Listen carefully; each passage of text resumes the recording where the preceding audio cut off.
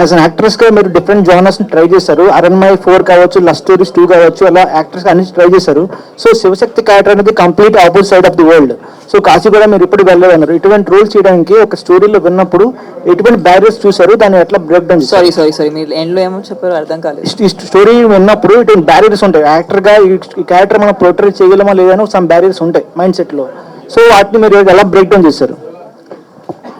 I think ఆనెస్ట్గా చెప్పాలంటే ఈ కథ విన్నప్పుడు ఇలాంటి స్టోరీ మేము చెప్పాలని అనిపించింది. బ్యారియర్స్ కన్నా ఐ థింక్ ఇది చెప్పాలని అనిపించింది. ఆనెస్ట్గా ఒక డిస్కనెక్షన్ ఫీల్ అవ్వలేదు. In fact I felt very connected, which is why I wanted to do this. So అంటే అంటే శివుడికి మీరు డివోట్ కాబట్టి, ఓషో ఫాలోవర్ కాబట్టి అట్లా ట్రై చేశారా ఈ మూవీని? I'm just a human being, yaar. Chill, yaar. It's not so complicated. I'm just a regular person doing my job, having a good life. Okay గారు లైక్ చాలా మంది ఇలాంటి ఒక క్యారెక్టర్స్ చేస్తున్నప్పుడు, డివోటీ క్యారెక్టర్స్ చేస్తున్నప్పుడు దే యూస్ టు డూ, కొంతమంది non veg తినరు, లేదంటే చెప్పులు వేసుకోకుండానే ఉంటారు షూట్ అయినంత వరకు. సో ఇలాంటివి మీరు ఏమన్నా చేశారా ఈ క్యారెక్టర్ చేస్తున్నప్పుడు? Anything? See, Andy, I of course was not eating non-veg during the shoot, but I'll tell you one thing. I feel like whatever I have done in the process of the film is also a part of my daily life. Like meditation is a part of my daily life. I don't believe in doing something on Sunday and then never doing it again. It's not my personality.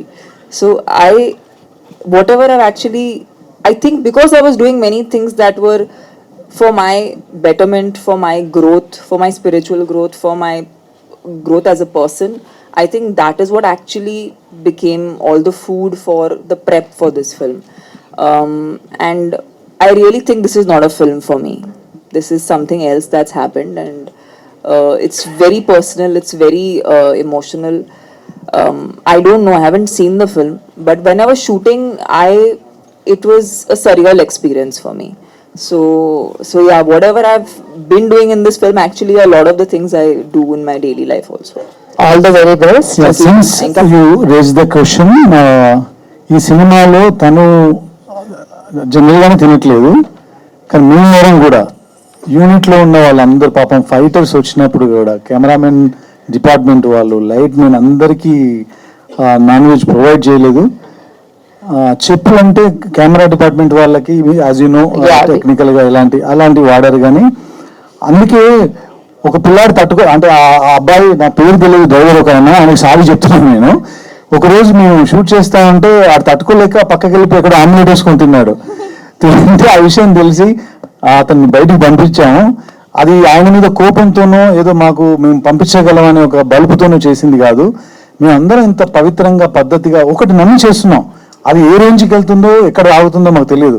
But మేము ఒకటి believe చేసినప్పుడు మా దగ్గర పనిచేసే driver కూడా అది నమ్మితే బాగున్నాను అనుకొని పంపించడం జరిగింది.